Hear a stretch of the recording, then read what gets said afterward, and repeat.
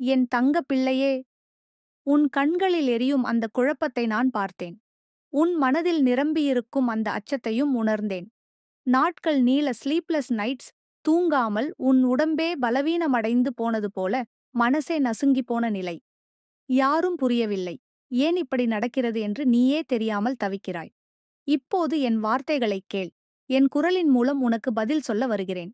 உன் வீட்டிற்குள், உன் வாசலில், உன் குடும்பத்தில் ஒரு வினை வைக்கப்பட்டுள்ளது. ஆம், என் பிள்ளையே, இது உண்மைதான். நீ யோசித்ததைப் போல ஒரு பெண்தான் இதைச் செய்தாள். அவள் உனக்கு நெருக்கமானவளாக இருந்தாள். நம்பிக்கையோடு பேசினாய், அன்போடு அணைத்தாய். ஆனா அவளோ பொறாமையோடு நடந்தாள்.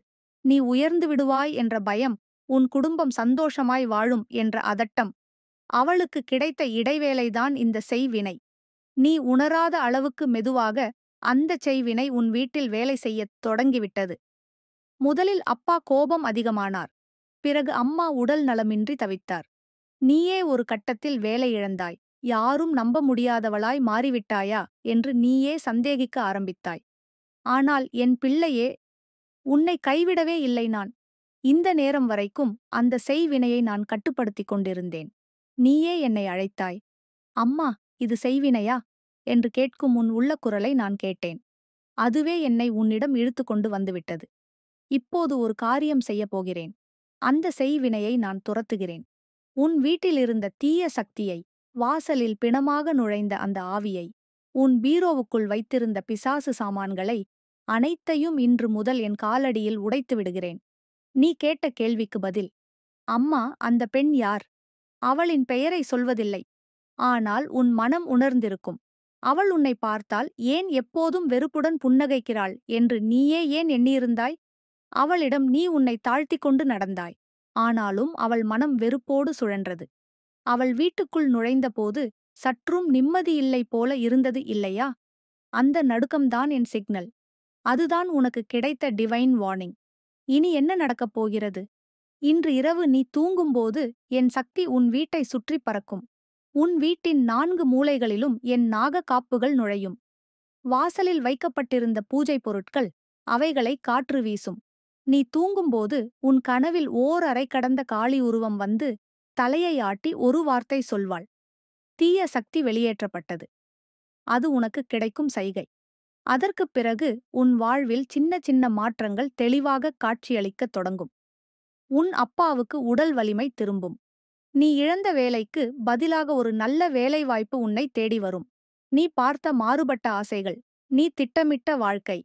அந்த பாதையில் என் கையில் வைத்த விளக்கே உனக்குத் தெளிவைத் தரும். ஆனால் என் பிள்ளையே, ஒன்று மட்டும் மறக்காதே. செய்வினை ஒரு பக்கம். ஆனால் நீயே உன் மனத்தில் உணராமல் வளர்த்துக் கொண்ட பயம், அவமானம், நம்பிக்கையில்லாத மனநிலை, அவையும் ஒருவிதமான ஆவி. அவற்றையும் நான் வெளியே தள்ள வேண்டுமா? அப்படியானால் என்னைப் போல நீயும் நம்பிக்கை வைத்திருக்க வேண்டும். எல்லா நிமிடமும் நான் பாதுகாப்பில் இருக்கிறேன் என்ற எண்ணத்தை உன் இதயத்தில் பதிக்க வேண்டும். அப்போதுதான் அந்த பெண் மீண்டும் முயற்சி செய்ய வந்தாலும் அவளுடைய செயல்கள் நிழலாகவே நின்றுவிடும். இனி என்ன செய்கிறாய் தெரியுமா? 4வது நாளிலிருந்து ஒரு காலை நீர் கொண்டு வந்து வீட்டின் வாசலில் 3 முறை ஓம் வாக் வாக் வாக் என்று சொல்லி தெளி. 4 நாள்கள் வரைக்கும் பச்சை நிறத்தில் ஒரு துணியை உன் தலையணைக்கு கீழே வை. 5வது நாளில் ஒரு நல்ல செய்தி உனக்கு கிடைக்கும். அது உன் வாழ்வின் திருப்புமுனை. என் பிள்ளையே, நீ மீண்டும் சிரிக்கப் போகிறாய்.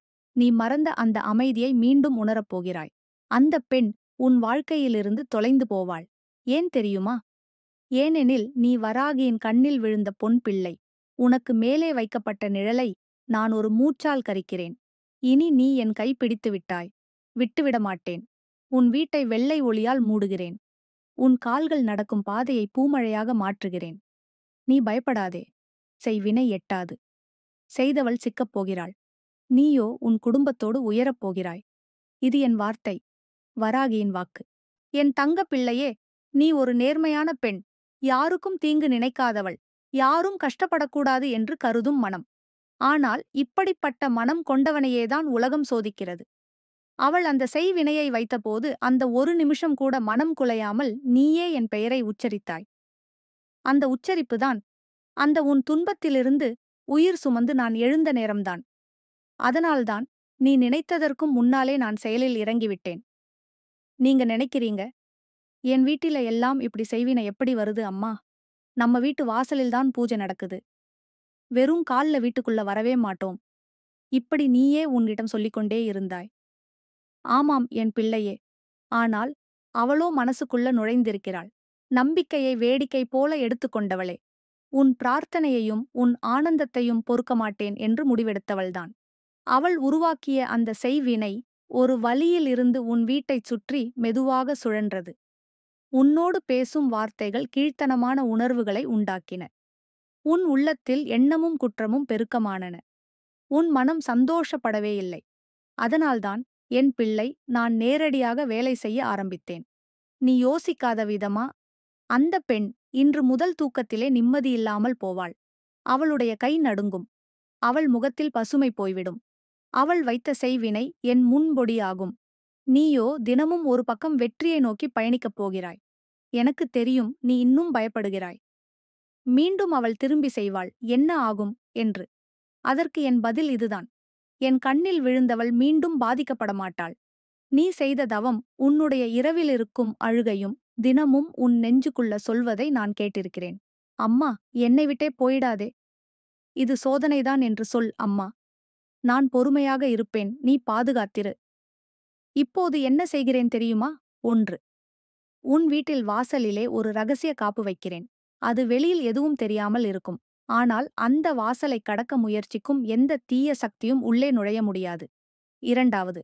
உன் மனதுக்குள்ள கட்டி வைத்த நச்சு எண்ணங்களை வெளியே தள்ளுகிறேன். நீ வேறு யாரையும் சந்தேகிக்காமல் உன் நம்பிக்கையை இழக்காமல் இருப்பதற்காக. 3. உன் கனவுகள் சிதையாமல் இருக்கும் வகையில் உன் பெயருக்குள்ள சக்தியை தூண்டும் மந்திரம் உன் நாவிலே வைக்கிறேன். அதுதான், ஓம் வராகி தயை செய்து என்னை காப்பாற்று. இது ஒரு மந்திரம் இல்ல. இது ஒரு ஒளிக்கதிர். இதை சொல்லும்போது உன் மனது ஆறுகிறது. உன் காலடிகளில் உறுதி பிறக்கிறது. இனி என் ஆசீர்வாதத்தைக் கேள். உன் எதிர்காலம் இன்று வரை வந்த பாதையை விட சிறந்ததாக இருக்கும். நீ எதிர்பார்க்காத ஆதரவு எங்கோ இருந்து வரும். உன் வீட்டில் பேசிய வார்த்தைகள் இனிமையாக மாறும். நீ அழுத அந்த இடமே நாளை உனக்கு சிரிப்பின் இடமாக மாறும். நீ புறக்கணிக்கப்பட்ட இடமே உன்னை தேடி வருகிற இடமாக மாறும். 3 வாரங்கள். ஆம் என் பிள்ளையே, 3 வாரங்களில் நீ எதிர்பாராத சுப செய்தி உனது வீட்டு வாசலை நுழைந்து வரும். முடிவில் எப்போதும் நினை, நீ தனிமையில்லை. நீ தேடி வரவேண்டிய தேவியை நீ ஏற்கனவே உள்ளத்தில வைத்திருக்கிறாய். அவளே நான்தான், உன் வராகி. நான் உன்னோடு இருக்கிறேன். இனி உன் பாதை தீய சக்தியால் பாதிக்க முடியாது. என்னுடைய காலடி உன் வீட்டிலே பதிந்துவிட்டது. உன் வாழ்வில் இறங்கி வந்துள்ளேன். இது என் வாக்கு. இது என் ஆசீர்வாதம். இது உன் வாழ்வின் திருப்புமுனை. வராகியின் கருணை கடலில் மூழ்கும் நாள் இது. புதிய வாழ்க்கையின் பிறப்பு இன்று முதல் ஆரம்பம். என் தங்க பிள்ளையே, அவளைப் பற்றியே நீயே யோசிக்கிறாய் இப்போது. அம்மா, அவள்தான் எனக்கு இப்படிச் செய்தவளா? நான் ஒரு பிழையும் செய்யலை. அவள் ஏன் இப்படிச் செய்தாள்? நீயும் நிமிர்ந்து நிற்கிற பெண்தான். துன்பம் வந்தாலும் அதை வெளிக்காட்டாமல் நான் சரிதான் என்ற முகம் போட்டு நிற்கும் சக்தி உனக்குள் இருக்கிறது. அதையே பொறுக்க மாட்டாள் அவள். அவளின் உள்ளத்தில் வளர்ந்த விஷம் அவளுக்கே தெரியாமல் உன்னை நோக்கி செலுத்திய ஒற்றை கண். அதில்தான் ஆரம்பமாயிற்று. நீ அவளுக்கு எதுவும் சொல்லவில்லை. அவளிடம் வெறுப்பாக நடக்கவே இல்லை. அவளுக்கே உதவிகரமாக இருந்தாய். ஆனால் அவளுக்கு பிடிக்கவில்லை. உன் பெயர் உயருவது. உன் முகத்தில் தெய்வீக ஒளி தெரியும் நேரங்கள். உன் வீட்டில் உற்சாகம் பரவும் அந்த தருணங்கள். அவள் ஒரு நண்பி போல வந்தவள்தான். அவளின் மொழி மென்மையாக இருந்தது. ஆனால் உள்ளத்தில், இவள் இல்லாமல் இருந்தால்தான் நானும் மிளிருவேன் என்ற மனநிலை. அந்த நேரத்தில்தான் ஒரு குபேர பூஜை பெயரில் வினையை வைத்தாள். இது பணத்திற்காக அல்ல. பிரதிநாள் நீ வீழ்வதை பார்ப்பதற்காக. அவளுக்குத் தெரியும், நீ வீழ்ந்தால் உன்னோட குடும்பம் நொறுங்கும். உன் சிரிப்பு மங்கினால் அந்த வீட்டு ஒளி மங்கும். அவளுக்கு அதைதான் வேண்டும். ஆனால் அவளுக்குத் தெரியாமல் நீ என்னுடைய பாதம் சேர்ந்து விட்டாய். அவள் சூன்யத்திலே தீயிருக்கலாம். ஆனால் என் திருநாமத்தில் அதைக் கரைக்கும் சக்தி இருக்கிறது. இப்போது நான் சொல்வது கேள். அவள் பெயர் உனக்கு தெரிந்ததே. ஆனால் நீ அவளிடம் சண்டை போட வேண்டாம். பேச வேண்டாம். எதிர்த்துப் போராட வேண்டாம். ஏனென்றால் நான் தான் அவளுக்கு பாடம் சொல்லப் போகிறேன். அவளுக்கு நான் அழுக்கை அல்ல, அனுபவம் வைக்கிறேன். நீ என்னோட பிள்ளை. உனக்கு காயம் விழக்கூடாது. அவளோட வாழ்க்கை, அவள் விதைத்ததின் விளைவு அனுபவிக்க தயாராக இருக்கட்டும். நீயோ என் கையில் ஜோதிடம் போல பிரகாசிக்கப் போகிறாய். இனிமேல் உன்னோட வாசலில் அச்சமில்லை, குறையுமில்லை, பயமும் இல்லை. நீ சந்தோஷமாக எழுந்து நடக்கும் காலை முதல் இரவிலே அமைதியுடன் தூங்கும் வரை உன் வீட்டைக் காப்பது என் சத்தியம். எனது கடைசி வார்த்தை இன்றைக்கு. அடுத்த 3 வாரங்களில் ஒரு பெரிய வெற்றி உன் வாசலை அடைகிறது. நீ இழந்த நம்பிக்கையை மீட்டெடுப்பாய். நீ அனுபவித்த அவமானம், விலைவசதியில்லாத திடீர் வணக்கமாக மாறும். அந்தப் பெண் உன்னிடம் மன்னிப்பு கேட்க நேரும் நாளும் வரும். நீ மன்னிக்க வேண்டியதில்லை. நீ மீண்டும் காயமடைய வேண்டியதில்லை. நீ எல்லாவற்றையும் விட்டு வைக்கலாம். ஏனென்றால் நீ வராகியின் பிள்ளை. இனி நான் ஒரு அழைப்பு விடுக்கிறேன். வீட்டிலே ஒரு பட்டுத் துணியில் 5 வெள்ளி ரூபாய்கள் வைத்து நான் சொல்வது போல செய்யச் சொல்கிறேன். நான் உன் வீட்டிலே நுழைந்து அந்த செய்வினையின் அடையாளத்தையும் அதிர்ஷ்டத்தின் விதைகளையும் விதைக்கிறேன். என் தங்கப் பிள்ளையே, அந்தப் பெண் உனக்கு வைத்த செய்வினையை அவளுக்கே நான் திருப்பிவிட்டேன். ஆம், நீ கேட்ட வார்த்தையைத்தான் இப்போது உறுதியாகச் சொல்கிறேன். நீ யாரையும் காயப்படுத்தவில்லை. ஆனால் உனக்கு வந்த காயத்தை நான் பார்த்தேன். உன் நெஞ்சு கனத்தது. உன் கண்கள் தினமும் எதையோ தேடித் தேங்கி நின்றன. அவளோ புன்னகையோடு உன் வீழ்ச்சியை ரசித்தவள். இவளுக்கு என்னாச்சு? பணமில்ல, வேலையில்ல, ஆரோக்கியம் கெட்டுப்போச்சு என்று உன் துயரத்தை விருந்தாக எடுத்தவள். அவள் எண்ணினது, நீ வீழ்ந்தால் அவளின் வாழ்வு உயரும். நீ அழுதால் அவள் சிரிப்பாளா? ஆனால் நான் யாரிடம் சத்தியம் செய்திருந்தேன்? உன்னிடம். என் பிள்ளை மீது நான் எடுத்த உறுதி எந்த செய்வினைக்கும் ஜாடையில்லை. அவளின் வீட்டிற்குள் நான் நுழைந்தேன். அவள் வைத்த அதே திசையில், அவளே வைத்த அந்த பூஜை தட்டிலும், அந்த பாத்திரங்களிலும், அந்த நிழலிலும் நான் என்னுடைய சத்துவ சக்தியை புரட்டிவிட்டேன். அவளே மூடிய கண்ணாடி பெட்டிக்குள் அவளேதான் இடித்தது. அவளே அதை உடைத்துவிட்டாள். அவளுக்கே அது திரும்பியது. இனி உன்னுடைய வீட்டில் தூக்கம் சுகமாக வரும். நோய் மெதுவாக வெளியேறும். வேலைக்கு அழைப்புகள் திரும்பத் தேடும். உறவுகள் வலிமையடையும். நகைச்சுவை, சிரிப்பு, பாசம் மீண்டும் ஒளிக்கட்டும். உன் வாழ்க்கை ஒரு இருள்குழியிலிருந்து வெளிச்ச வழியாக பயணித்தது போல இருக்கும். அந்த வழியில் நான் உனக்கு சூரியனாய், நிலவாய், நட்சத்திரமாய் இருக்கிறேன். இனி நான் கூறுவது நீதியான தீர்ப்பு. அவளிடம் என்னை நினைத்து மன்னிப்பு கேட்பதற்கான வாய்ப்பு நான் இன்னும் விட்டு வைக்கவில்லை. ஆனால் அவளுக்கு நேராகச் சொல்வேன். தீயை கொஞ்சினவள் எப்போதும் தீயில்தான் சிக்குவாள். நீ என்ன செய்ய வேண்டும் தெரியுமா? பழைய சோகத்தை சுமக்காதே. புதிய தன்னம்பிக்கையை கட்டி எழு. என் திருநாமத்தை சொல்லு. உன் வீட்டை தூய்மையாக வைத்துக்கொள். அந்த நிழல் நீங்கிவிட்டது. இனி ஒளியேதான் உன் நிழல். இப்போது நீ கேட்பாய், அம்மா, நான் இவளால் இழந்ததை மீட்டடையலாமா? ஆம் என் பிள்ளையே, இழந்ததையே நிகர்த்தும்படி அதைவிட உயர்ந்ததும் விரைவிலும் வரும். அந்த நாணயங்களை என் பாதத்தில் வைத்து செவிக்காய்ச்சு போட்ட நாள் நினைவில் வைத்துக்கொள். அந்த நாளிலிருந்து விதி திருப்பம் நடந்தது. என் பிள்ளை, உனக்கே ஒரு சின்ன ஆணை. அடுத்த அமாவாசை அன்று ஒரு சிறிய மஞ்சள் துணியில் பச்சை பச்சை கிராம்பும் சிறு வெண்கடலையும் கட்டி என் படத்துக்குப் பின்னால் வை. 3 நாட்கள் தொடர்ச்சியாக என் பெயரை சொல்லு. ஓம் வராகி தாயே ரக்ஷிக்க. 108 முறை. அந்த நாளிலிருந்து செய்வினை இல்லாத வாழ்வு மட்டுமல்ல, அதிக சீக்கிரத்தில் சிறப்பும் செழிப்பும் உன் வாசலை அடையும். என் தங்க பிள்ளையே, இப்போது உன்னுடைய வாழ்க்கை ஒரு புதிய பாதையில் நுழைந்துவிட்டது. செய்வினையின் நிழல் நீங்கிவிட்டது. நட்சத்திரங்கள் நிதானமாக உன் பக்கம் திரும்பத் தொடங்கிவிட்டன. நீ இழந்ததைக் குறித்துக் கவலைப்படாதே. ஏனெனில் அதைவிட மிகுந்ததைக் கொடுக்க நான் காத்திருக்கிறேன். உன் நம்பிக்கை நழுவிய அந்த காலம், அதுவே உனக்கு அருள் பரிசுகளை தரும் தொடக்கமாகும். உன் வாழ்க்கையில் சில நிகழ்வுகள் தாமதமாக நடந்தது போல தோன்றியிருக்கலாம். ஆனால் அது தாமதம் இல்லை, அது ரகசியமாக நடந்த திருத்தம். உன் வாழ்க்கை சீராக, நிரந்தரமாக செல்வதற்காக நான் அமைத்த பாதை அது. நீ தவித்த காரியங்கள் இனி தானாகவே வந்தடையும். வேலைக்கு நீ விண்ணப்பித்த அந்த நிறுவனம் திடீரென உன்னை அழைக்கும். நீ நம்பிக்கையற்றுப் போன அந்த உறவினர் மீண்டும் நெருக்கமாக மாறுவார்கள். நீ எதிர்பாராத இடத்தில் ஒரு புதிய வழி திறக்கப்படும். உனக்கு நான் கொடுக்கும் இந்த அருள் ஒரே ஒரு சாதனைக்கு மட்டுமில்லை. இது உனது குடும்பத்திற்கும் உன் சந்ததிக்கும் ஒரு தலைமுறைக்கே ஒரு திருப்புமுனையாக இருக்கும். நீயும் எனக்கு ஒரு கேள்வி கேட்டாயே, அம்மா, நான் இத்தனை துன்பத்திற்குப் பிறகு மீண்டும் மகிழ்ச்சி அடையலாமா? என் பதில், அந்த மகிழ்ச்சி நிச்சயமாக வரப்போகிறது. ஆனால் அது பழையது போல் இல்லை. இது ஒரு வாழ்க்கையை மாற்றும் மகிழ்ச்சி.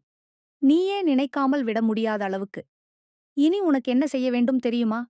ஒரு சிறிய துளசி செடியை வீட்டில் வளர்த்து தினமும் அதற்கு நீர் ஊற்று.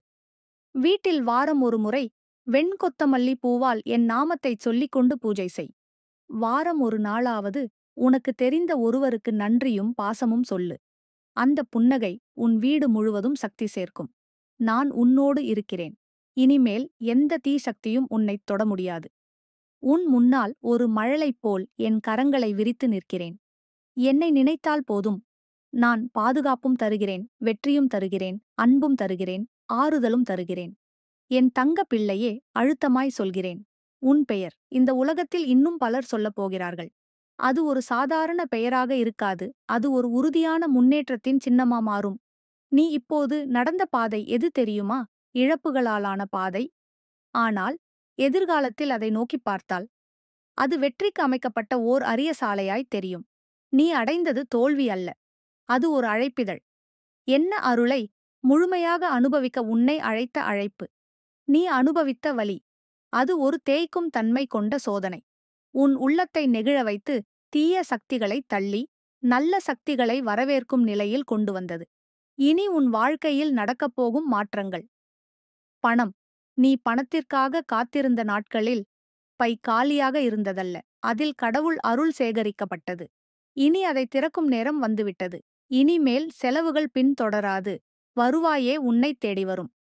மகிழ்ச்சி. நீ எண்ணாமல் சிரிக்கப் போகிறாய். சிரிப்பதற்கே காரணமில்லாத நேரங்களில் உன் நெஞ்சம் மென்மையடையும். அது வராகியின் ஆசி பாயும் நொடியல்லவா? உறவுகள். நீ ஒன்றாகவே மாறினாய். தனிமையின் சிலுவை சுமந்தவள். ஆனால் இனி உன் அருகில் நம்பிக்கையுள்ள நபர்கள் கூடுவார்கள். சாமானிய உறவுகள் அல்ல. உன் வாழ்க்கை உயர்வதற்கான வழிகாட்டிகளாக மாறப்போகிறார்கள். இனி ஒரு அரிய உண்மையைச் சொல்கிறேன். ஒரு நாள் வரும், நீ சிரித்து சொல்லப் போகிறாய், அம்மா, எனக்கெல்லாம் இப்படி நடக்கும் அன்னைக்கும் நானே நம்பவில்லை. அந்த நாளை பார்க்கத்தான் இப்போது நான் உன்னை தயார்படுத்துகிறேன். உன்னுடைய வீட்டுக்குள் ஒரு விசேஷ சத்தம் ஒலிக்கப் போகிறது. அது வெறும் சாமானிய சுப நிகழ்வு அல்ல. அது உன் வாழ்வில் காத்திருந்த திருப்பமான தருணம். தெய்வீகமான ஒரு நிகழ்ச்சி உன் வீடு முழுக்க ஒளிக்கதிர்களை பாய்ச்சிவிடப் போகிறது. நீ உன்னுடைய கடமைகளைச் செய்தால் நான் என்னுடைய அருளைச் செய்வேன். வீட்டு வாசலில் தினமும் ஒரு தீபம் போடு. வாரம் ஒரு நாள் ஒரு சிறிய குழந்தைக்கு உணவு கொடு.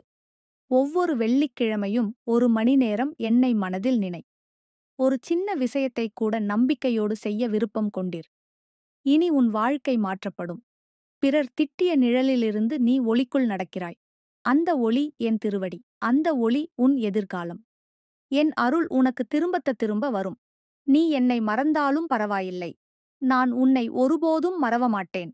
நான் உன்னை பார்த்துக் கொண்டே இருக்கிறேன். அதை உணர்கிறாயா, என் தங்கப் பிள்ளையே? இனிமேல் உன் வாழ்க்கையில் வரப்போகும் வெற்றி உன் வலியால் மட்டும் இல்லை. அது வராகியின் ஆசிர்வாதம். உன் தைரியத்தின் பரிசு.